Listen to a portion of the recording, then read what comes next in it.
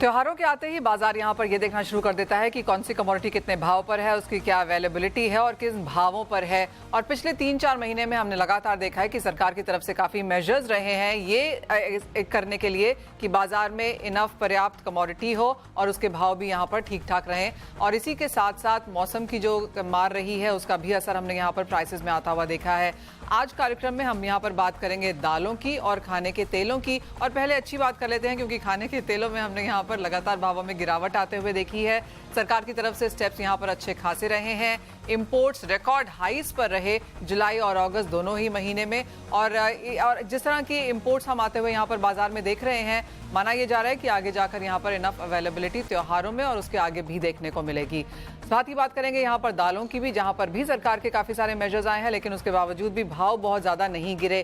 क्या है इसके कारण, किस तरह की अवेलेबिलिटी त्योहारों में देखने को मिलेगी, इन सब पर चर्चा करने के लिए हमारे साथ हैं आईग्रेन इंडिया के डायरेक्टर राहुल चौहान और समाया इंडस्ट्रीज के chief growth officer Deepak Parekh. साथ ही साथ खाने के तेलों पर बात करेंगे, सोपा के मिस्टर डीएन पाठक हमारे साथ हैं और साथ ही जुड़ेंगे मस्टर्ड ऑयल प्रोड्यूसर एसोसिएशन के जॉइंट सेक्रेटरी अनिल छतर। और जैसे मैंने कहा, खाने के तेलों के बारे में पहले बात कर लेते हैं। कैसे देखते हैं आप मिस्टर पाठक, जिस तरह का इंपोर्ट हमने आता हुआ देखा है, भावों में लगातार गिरावट है, इवन सरसों में जिस तरह की नेफेड हेफेड की तरफ से बिकवाली की एक्सपेक्टेशन है, बाजार को लगता है कि आगे जाकर सप्लाईज यहाँ पर सिर्फ बढ़ती हुई ही नजर आएंगी। देखिए, सरसों के तेल में, तेलों में, खाने के तेलों में मुझे कहीं कोई समस्या बिल्कुल नजर नहीं आ रही है। इंपोर्ट अच्छा खासा हो रहा है, सारी दुनिया में तेल की अवेलेबिलिटी बहुत अच्छी है, चाहे वो पाम ऑयल हो या सोयाबीन ऑयल हो या सनफ्लावर ऑयल हो। हिंदुस्तान में सोयाबीन की क्रॉप, जिसपे कुछ दिन पहले तक हमें थोड़ा शक हो रहा था, अब वो बारिश की वाइड स्प्रेड महाराष्ट्र, राजस्थान, कर्नाटक सभी जगह हो गई है, तो सोयाबीन की क्रॉप बहुत अच्छी होने की उम्मीद है। मस्टर्ड हमने रिकॉर्ड उत्पादन लिया है मस्टर्ड का, मस्टर्ड की क्रशिंग अच्छी चल रही है। तो ओवरऑल कहीं पे भी सप्लाई में कोई समस्या हो तेलों की, ऐसा कहीं दिखता नहीं है। और जैसे आपने कहा, प्राइसेस भी बड़े अच्छे लेवल पे हैं, रीजनेबल लेवल पे हैं, बहुत ज्यादा नहीं है, तो कंज्यूमर को भी कोई शिकायत नहीं है कीमतों से। तो ना सप्लाई में प्रॉब्लम है, ना कीमतों में प्रॉब्लम है खाने के तेलों में। Fair point. अनिल जी, सरसों की ही अगर यहाँ पर बात करें तो जिस तरह के भावों में हमने गिरावट आते हुए देखी है, पिछले 3-4 दिनों में ही करीबन 2 रुपए प्रति किलो की गिरावट थी। बाजार को लगता है कि जिस तरह का स्टॉक अब यहाँ पर नेफेड हेफेड को बाजार में उतारना होगा नई फसल आने से पहले, जो कि अगले 4-5 महीने हैं, किस तरह की बिकवाली बाजार में आप आता हुआ देखते हैं और उससे भावों में कितना करेक्शन नीचे के स्तरों पर देखने को मिलेगा? नेफेड की बिकवाली शुरू होने से पहले सरसों का भाव 5900 रुपए था, वो आज 57 रुपए है। 2 रुपए किलो की उसमें मद्दी आ गई है। 11-11.5 लाख टन सरसों नाफेड के पास है, 1-1.5 लाख टन सरसों अदर एजेंसी के पास है। अगर मंथली 3 लाख टन भी सरसों महीने की ये बेचेंगे तो भी इसको 4 से 5 महीना बेचने में रहेगा। तो सरसों के दामों में तेजी देखने को नहीं मिलेगी, दबाव बना रहेगा, लेकिन और कोई अवेलेबिलिटी बाजार में विशेष है नहीं। में जो अराइवल्स थी किसान की, वो एक बार आ चुकी है। नेक्स्ट अराइवल किसान की जो फार्मर की आएगी वो सोइंग के समय आएगी। बारिश जिस हिसाब से अच्छी हुई और सोइंग अगर अच्छी हो गई, वो अपने को पता चलेगा 15 अक्टूबर के आसपास में, तब एक फार्मर का माल और बाहर निकल के आएगा। तो मेरे को नहीं लगता कि सरसों में कोई बड़ी तेजी मद्दी आने वाली है। सरसों का तेल वैसे भी बहुत ज्यादा टूट चुका है और इसमें 5 रुपए किलो की तेजी मद्दी में सरसों का तेल अगले 1-1.5 महीने में व्यापार करता रहेगा। ठीक है, प्राइसेस की बात तो आगे चलकर भी करेंगे, लेकिन जैसे आपने कहा मिस्टर पाठक कि अच्छा है, कंज्यूमर्स के लिए काफ़ी बेहतर समय है, इंपोर्ट्स अच्छे खासे आ रहे हैं, इंडस्ट्री के लिए इसके क्या मायने हैं? जैसे आपने कहा कि सोयाबीन की फसल भी अच्छी है, तो क्या अनुमान लगा रहे हैं आप सोयाबीन की फसल का? और जिस तरह का इंपोर्ट आ रहा है, जिस तरह के भावों में गिरावट है, इंडस्ट्री कैसे देखती है उसे? देखिए, इंडस्ट्री बड़े दिनों से मांग करती रही है कि खाद्य तेलों में काफी कीमतें गिर चुकी हैं। और जैसे सोयाबीन की बुआई का टाइम था, सोयाबीन की कीमतें हमने देखी कि पिछले साल के हाई से बहुत लो रही हैं, अभी भी करीब 5000 से नीचे है। हालांकि एमएसपी से सोयाबीन की कीमत अभी भी ऊपर है, लेकिन जो भाव किसान देख चुका है उससे कम है। फिर हमारे पास इस साल, इस मार्केटिंग ईयर में एक बड़ा लंबा कैरी ओवर रहने वाला है, करीब 30 से 32 lakh ton. 7 lakh ton soybean हमने इस साल इंपोर्ट भी किया है। सोयाबीन का जो एक्सपोर्ट छोटा मोटा हो रहा था वो नहीं हो रहा है। तो ओवरऑल क्या है, सप्लाई ग्लट जैसा लगता है। और इस साल फसल क्योंकि बहुत अच्छी आने की उम्मीद है, तो एक तरह का सप्लाई गलत होगा, तो मैं कीमतों पर की बात नहीं करता हूँ, लेकिन आप देख सकती हैं अगर डिमांड सप्लाई का सिचुएशन ये है कि सप्लाई काफी अच्छी है, तो कीमतें जहां रहनी चाहिए वही रहेंगी। और इंडस्ट्री का जो वरी है वो ये है कि इतनी बड़ी क्रॉप आने के बाद अगर हमको एक्सपोर्ट करने को नहीं मिला, सोयाबीन मील का एक्सपोर्ट जो होना चाहिए, इस साल मैं उम्मीद कर रहा हूँ करीब 18 लाख टन मील एक्सपोर्ट कर पाएंगे, लेकिन अगर कहीं पे कीमतें फिर से बढ़ी दोबारा तो फिर वो एक्सपोर्ट फिर नहीं हो पाएगा। पिछले 2 महीने में एक्सपोर्ट कम हो गया है। अभी लगता है कि नए सीजन में शायद जो फसल आ रही है उसको देखते हुए, जो मौसम है उसको देखते हुए कुछ नए सौदे होंगे, और ऐसा हुआ तो एक्सपोर्ट में फायदा रहेगा इंडस्ट्री को, क्योंकि इंडस्ट्री को क्रश करना है और हमारी लोकल डिमांड जो है वो लिमिटेड है, तो इंडस्ट्री को क्रश करने के लिए एक्सपोर्ट होना भी बहुत जरूरी है। अब सरकार से कुछ हमने बोला है, कुछ रिक्वेस्ट की है कि थोड़ा एक्सपोर्ट में थोड़े इंसेंटिव दिए जाए, कुछ जो हमारा खर्चा होता है, जो ड्यूटी टैक्सेस लगती हैं वो तो कम से कम वापस मिले, वो अगर हो जाए तो बहुत अच्छा है।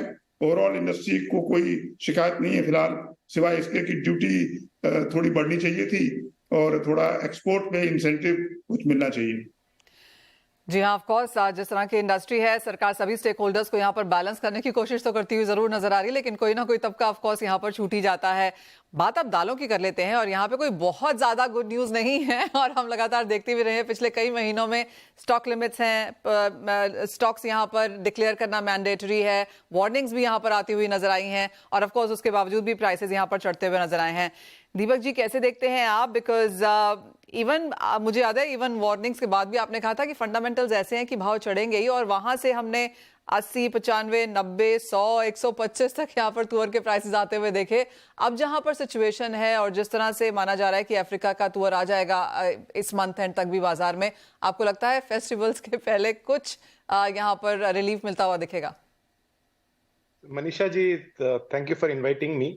अभी ऐसा है कि optimism is always good, but we have to be practical also, right? आपको ध्यान होगा कि अफ्रीका से 7 लाख टन माल आने वाला है, अगस्त से स्टार्ट हो जाएगा, अक्टूबर तक पूरा माल आ जाएगा। हम इस व्यू पॉइंट से चल रहे थे, लेकिन आज तक ऑस्ट्रेलिया में मलावी से कुछ माल आया है और तंजानिया से कुछ माल आया है। जो the biggest elephant in the room, Mozambique से अभी तक तुअर का एक दाना भी नहीं आया है। अभी going forward I don't think सितंबर के लास्ट वीक तक कुछ भी खास म्यांमार से आता हुआ दिख रहा है, जो which is very worrying situation. And looking at that, मुझे लगता है कि यहाँ से तुअर शायद 2-3 रुपए का करेक्शन दिख सकता है, क्योंकि जैसे ही तंजानिया का थोड़ा बहुत माल आएगा तो मार्केट के अंदर सेलिंग थोड़ी सी बढ़ेगी। लेकिन गोइंग फॉरवर्ड मिड ऑफ सितंबर से लेके अक्टूबर एंड तक मुझे लगता है कि यहाँ से तुअर और ऊपर जा सकता है। और जहां मैंने आपको जनवरी में बताया था कि अक्टूबर तक शायद 140 का आंकड़ा ये छू ले, ये अब ज्यादा प्रैक्टिकल दिख रहा है। और जहां तक गवर्नमेंट के काफी जो इनिशिएटिव्स थे, आई बिलीव वहां पे जो आपको मैं पहले भी बोला था कि diagnosis is right but prescription is wrong. Government हरदम इस माइंडसेट से चल रहा है कि यहाँ पे स्पेकुलेशन हो रहा है, but the problem was that कि production is the problem, arrival from other destination. जो अफ्रीका के अंदर भी काफी टाइम पहले हमारी बात हुई थी, मैंने आपको बताया था कि जो 7 लाख के आसपास की क्रॉप आती है, शायद 4-4.5 तक आ जाए, तो वी शुड बी हैप्पी, क्योंकि वहां पे भी प्रोडक्टिविटी में डिक्लाइन हुआ है। सो ये सारा चीज देख के मुझे लगता है कि जो स्टेप्स जो गवर्नमेंट ने लिए हैं, definitely they were with right intent to price को कंट्रोल रखने में, लेकिन कुछ हद तक वो कामयाब नहीं हो पाए बिकॉज के यहाँ पे सप्लाई में ही काफी शॉर्टफॉल था। और आगे जाते हुए वो सिनेरियो कुछ ज्यादा चेंज होता दिखता नहीं है जब तक ये हम नए सीजन में जाते हैं। तो इस साल दिवाली के अंदर अगर आप लड्डू या सोनपाक खाते हैं तो डेफिनेटली थोड़ा महंगा मिलने वाला है। जी हाँ, महंगी तो चीनी भी हुई है, तो अगर लड्डू में जो भी यहाँ पर जाता है, और घी को भी ना भूलें, सभी चीजें यहाँ पर थोड़ी सी तेज तो हुई ही हैं। लेकिन दीपक, बहुत समय तक हम ये लगातार बात करते रहे कि ठीक है तुअर के प्राइसेस ऊपर हैं, लेकिन चना तो है वो एमएसपी के नीचे है, मसूर तो हमारे पास कितनी सारी है। लेकिन अगर पिछले 1 महीने का चार्ट उठा के देख लें तो ठीक है, तुअर में अच्छी खासी तेजी है, लेकिन बाकी दालें, चाहे वो मूंग है, उड़द है, मूंग स्पेशली क्योंकि जिस तरह की बुआई है, जिस तरह का मौसम रहा है, कोई ना कोई फैक्टर से इवन हम उनको प्रॉक्सी दालों की तरफ से भी अगर देखें, सभी में यहाँ पर बढ़त देखने को मिली। नहीं, इसके अंदर एक्चुअली आपको ध्यान होगा, चने के अंदर हमने जब अप्रैल में बात की थी, तब मैंने आपको बताया था कि ये 85 लाख टन का ही प्रोडक्शन दिख रहा है मुझे। लेकिन मार्केट काफी टाइम तक कंट्रोल में इसलिए रहा क्योंकि नाफेड के पास एक सब्सटेंशियल होल्डिंग थी। करेक्ट। तो जब नाफेड के पास 35 लाख टन था तो डेफिनेटली कोई भी ट्रेडर उसमें एंटर करने में डर रहा था। लेकिन जैसे जैसे वहां पे लिक्विडेशन चालू हुआ, जैसे जैसे वहां पे स्टॉक्स कम हुए और उसका फुलफिलमेंट नहीं हुआ from arrival from the like किसानों से, तब से चने के अंदर भी हम तेजी देख रहे हैं। और चने में तेजी होने का एक और रीजन ये है कि गोइंग फॉरवर्ड भी आज अगर आप अपना फेस्टिव सीजन देखेंगे तो बेसन की खपत काफी ज्यादा हो जाती है और इतना सप्लाई है नहीं, तो चना भी यहाँ से मजबूती की तरफ ही जाने वाला है। मुझे नहीं लगता कि ऐसा कोई कारण है कि वो नीचे जाए। इनफैक्ट अगर आपके पास कोई भी ग्रोसरी ऑनलाइन एप्लीकेशन होगी, आप खोल के भी आप देख लीजिए, कोई भी दाल 100 रुपए के नीचे नहीं है, सारी दालें 100 रुपए के ऊपर है। और दूसरा ये है कि अगर तुअर और चना अगर थोड़ा महंगा होता है, तो अगर कहीं पे भी थोड़ा बहुत भी अगर 15-16% जो शिफ्ट हुआ है दूसरी दालों के अंदर, तो उनमें भी जितनी सप्लाई है उससे ज्यादा डिमांड की सिचुएशन क्रिएट होती है। जी। तो जैसे हम मसूर में भी देख रहे हैं, मसूर अगर आज की तारीख में आप देखेंगे तो ये पैरिटी पे है लास्ट ईयर की, प्राइसेस बहुत ज्यादा ऊपर नहीं है। लेकिन गोइंग फॉरवर्ड बिकॉज कनाडा और ऑस्ट्रेलिया दोनों जगह प्रोडक्टिविटी पिछले साल से कम हुई है, तो आगे जाते हुए मसूर में भी थोड़ी सी समस्या आ सकती है। हाँ, तुअर जितनी तेजी नहीं दिखेगी, लेकिन मसूर में भी हमें तेजी दिख रही है। अब जहां तक मूंग की बात है, तो ये पूरी जब बास्केट ऊपर जा रही है, तो मूंग didn't wanted to feel that I should be missed out, so वहां पे भी आप थोड़ी तेजी देख रहे हैं बिकॉज डिमांड थोड़ा सा शिफ्ट हुआ है मूंग के ऊपर, चाहे वो तुअर हो उसके सामने। जी राहुल, आप नंबर्स कैसे देखते हैं जो बुआई के देखने को मिले हैं, क्योंकि 8.5% की बुआई दालों में कम है पिछले साल के कंपैरिजन में, उसके बाद बारिश की और कंसर्न्स यहाँ पर देखने को मिली हैं।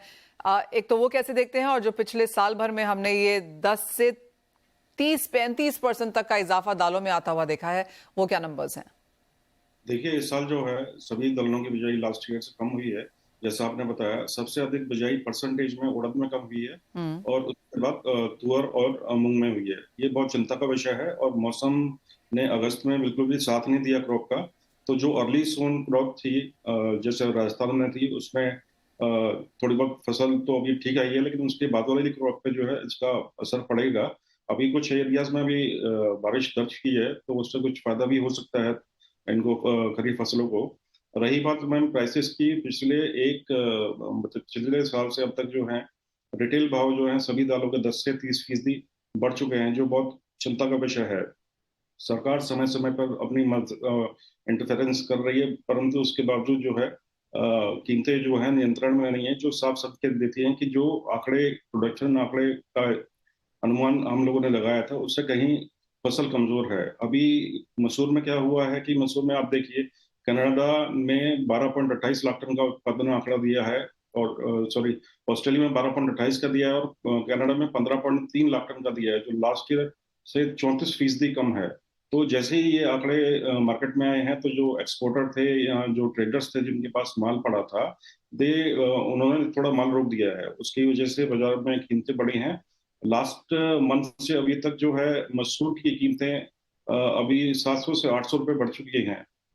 तो ये सब इन्हीं कारणों से है। विदेशों से जो आंकड़े आए हैं, उसके बाद जो खरीफ फसलों की बिजाई जो है वो प्रभावित हुई है, अल्नीनो का असर पड़ा है। इन सभी को देखते हुए गवर्नमेंट बहुत सीरियस है, परंतु उसके बावजूद जो है कीमतें नियंत्रण में नहीं आ रही। चना जो एक मतलब 45% तक की कंजम्पशन जो होती है चने की देश भर में, उसकी कीमतें भी नियंत्रण से थोड़ी ऊपर है, MSP से ऊपर आ चुकी हैं, जिसका सीधा असर उपभोक्ताओं के पास पड़ रहा है। तो लास्ट ईयर देखिए, चना की जो ऑप्शन हुई थी जन और फेब में रबी 2022 की, वो 4,800 से करीब 5,000 रुपए प्रति क्विंटल पे की गई थी। अभी रबी 2023 का जो चना है वो 6250 से 6400 रुपए प्रति क्विंटल बिक रहा है। तो ये भी एक बहुत बड़ा कारण है कि चना की कीमतों में तेजी है। सभी को ये लगता था कि नेफेड के पास बहुत चना है और लास्ट ईयर की तरह नेफेड जो है उचित भाव पर उनको चना देगी। इस वजह से उसने माल नहीं खरीदा और ना ही मिलर्स के पास माल था। जैसे ही नेफेड ने सेल चालू की है चने की, उनकी सेल भी काफी अच्छी गई है।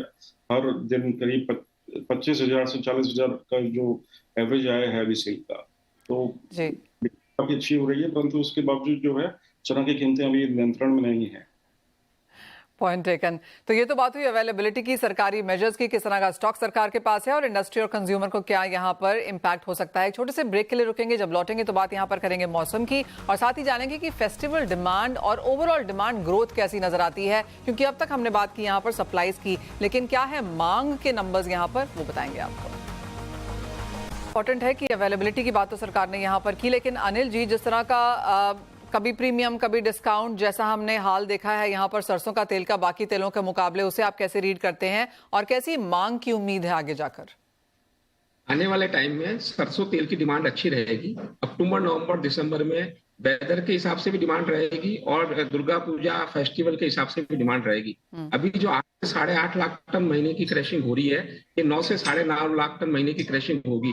लेकिन साथ में नाफेड की भी अवेलेबिलिटी रहेगी, फार्मर की भी अवेलेबिलिटी रहेगी और स्टॉकिस्ट की भी अवेलेबिलिटी रहेगी। तो मेरे ख्याल से डिमांड सप्लाई का माहौल बढ़िया रहेगा और सरसों में और दूसरे तेल में 10 रुपए किलो का फर्क है, वो अभी तक मेंटेन है। उसकी वजह से इंडस्ट्री नहीं चल पा रही है। दूसरे तेल सस्ते हैं, सरसों तेल महंगा है। वो गवर्नमेंट से समस्या है, लेकिन उसका कोई रास्ता नहीं बैठ रहा कि डोमेस्टिक और इंटरनेशनल तेल का फर्क खत्म हो और सरसों तेल की क्रैशिंग हो। पुरानी सरसों भी स्टॉक रह गई और मुझे लगता है आने वाले साल, इस साल भी सरसों स्टॉक रह जाएगी। पर डिमांड जो है वो डिमांड पीरियड सामने आ रहा है। अक्टूबर, नवंबर, दिसंबर डिमांड का पीरियड है। एब्सोल्युटली, कोई भी सेक्टर, हर सेक्टर ये देखता है कि फेस्टिवल सीजन है और आगे जाके इलेक्शन सीजन भी है, तो किस तरह की मांग, किस तरह के सरकारी मेजर्स, कैसा बैलेंस बैठेगा, उस पर सबकी नजर होगी। मिस्टर पाठक, सभी खाने के तेलों में गिरावट देखने को मिली है। क्या यूजुअली हम कोई प्रेफरेंस आता हुआ देखते हैं कंज्यूमर की तरफ से कि कौन सा तेल ऐसे समय में ज्यादा कंज्यूम होता है? नहीं, देखिए, कंज्यूमर कोई एकदम तेल बदलता नहीं है। जो सोयाबीन तेल खाता है वो सोयाबीन खाता है, जो पाम खाता है वो पाम खाता है। कुछ तेल है, जैसे मूंगफली वाला है वो अपना तेल नहीं बदलता है, सनफ्लावर वाला है वो एक निश एरिया है जहाँ चेंज नहीं होता है। सरसों वाला खाने वाला सरसों ही खाता है। तो मुझे लगता नहीं कि ये मिक्स जो है तेलों का वो एकदम बहुत ज्यादा ऊपर नीचे होता है। हाँ, अगर कीमत कहीं बहुत ज्यादा कम हो, जैसे सनफ्लावर का तेल जो कि पहले प्रीमियम ऑयल हम मानते थे और हमेशा ऊंचा रहता था, अभी सोयाबीन के तेल से नीचे आ गया है, तो उसकी डेफिनेटली डिमांड बढ़ी है टू दैट एक्सटेंट। लेकिन कंज्यूमर का प्रेफरेंस खाने के तेल में टाइप से होता है, प्रकार से, कीमतों से कम फर्क पड़ता है, ऐसा मैं मानता हूँ। ऑलराइट, दीपक जी, दालों की अगर यहाँ पर बात करें तो एक तो मौसम का क्या इम्पैक्ट देखते हैं और दूसरा किस तरह की डिमांड ग्रोथ हम यहाँ पर दालों में सालाना ईयर ऑन ईयर बनता हुआ देख रहे हैं? मनीषा जी, इसमें जहां तक मौसम की बात है, जैसे राहुल भाई ने बताया कि यहाँ पे सब जगह सोइंग के अंदर डेफिसिट है और जो बारिश अगस्त में अच्छी नहीं हुई है, लेकिन कुछ ऐसे जो एरियाज हैं स्पेसिफिकली जिन्होंने थोड़ी डिलेड सोइंग की है, वहां अभी हमने थोड़ा क्रॉप सर्वे किया था, वहां पे क्रॉप अच्छी लग रही है आज की तारीख में। अब ये बहुत इंपॉर्टेंट है कि सितंबर में कैसी बारिश होती है। अगर सितंबर में we are seeing better than normal और अराउंड नॉर्मल, तो आई थिंक बहुत ज्यादा नुकसान नहीं होगा, प्रोडक्टिविटी थोड़ी सी इंक्रीज हो सकती है। लेकिन अगर सितंबर में भी अगर मानसून नॉर्मल नहीं रहा तो ये बहुत बड़ी चैलेंज क्रिएट कर सकता है और वहां पे आप 0.3 टू 0.4 मिलियन मेट्रिक टन का इस ईयर से भी कम प्रोडक्टिविटी देख सकते हैं पुअर के अंदर, और करीब रफली मिलियन मेट्रिक टन की फॉल देख सकते हैं चने के अंदर। सो हमें ये चीज समझना है कि सितंबर के ऊपर बहुत कुछ डिपेंड करता है कि नेक्स्ट ईयर का अराइवल कैसे रहेगा।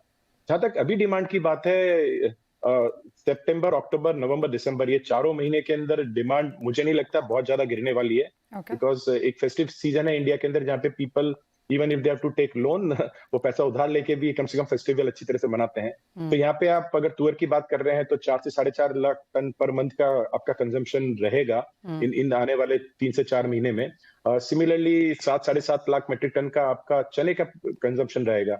अब ये बहुत इंपॉर्टेंट है कि यहाँ पे अगर सफिशिएंट अराइवल नहीं रहेगा तो देन हमारे हाथ के अंदर एक प्राइस का एस्केलेशन बहुत सीवियर हो सकता है दिखेगा। और जैसे मिस्टर पाठक कह भी रहे हैं, जो लोग जो खाते हैं वो तो खाते ही हैं, मतलब आई एम श्योर बहुत सारी दूसरी खरीदारी हम रोक देते हैं, लेकिन खाने की खरीदारी यहाँ पर ज्यादा नहीं रुकती है और क्लियरली जिनको लड्डू खाना है वो लड्डू खाने ही वाले हैं। लेकिन राहुल, आप कैसे देखते हैं आगे जाकर ये जो नंबर्स हैं?